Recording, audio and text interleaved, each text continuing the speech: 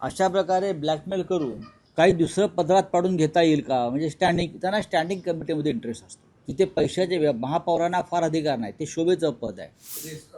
तर त्याने हा प्रतारणा मतदारांशी याविषयी त्यांनी अधिक खोलात जाऊन अभ्यास केला पाहिजे.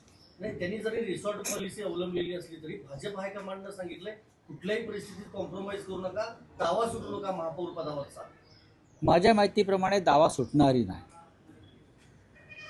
पण अशा प्रकारे ब्लॅकमेल करून काही दुसरं पदरात पाडून घेता येईल का? म्हणजे त्यांना स्टँडिंग कमिटीमध्ये इंटरेस्ट असतो. तिथे पैशाचे महापौरांना फार अधिकार नाही, ते शोभेचं पद आहे.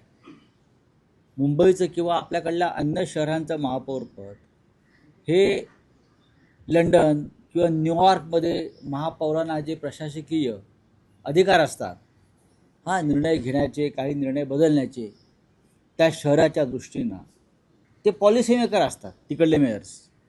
तसे आपल्याकडल्या मेयरना अधिकार नाही.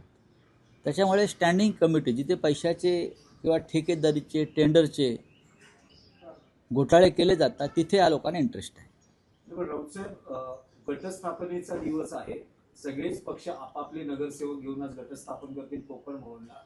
पण केडीएमसी मध्ये एक ट्विस्ट आहे, तुमचे 2 नगरसेवक नॉट रिचेबल आहेत, त्यांच्या घरावर नोटिसेस चिटकवण्यापर्यंत बघा, परिस्थिती गेली. असं आहे की खरं आहे की आमचे 2 नगरसेवक आता आमच्याकडे कुठे दिसत नाही आहेत. त्याच्यामुळे कायदेशीर प्रक्रिया सुरू आहे. गटाची स्थापना करताना ते आमच्याजवळ असायला पाहिजे, नाहीतर त्यांच्यावर कायदेशीर कारवाई होईल आणि ते डिस्क्वालिफाय होऊ शकतात.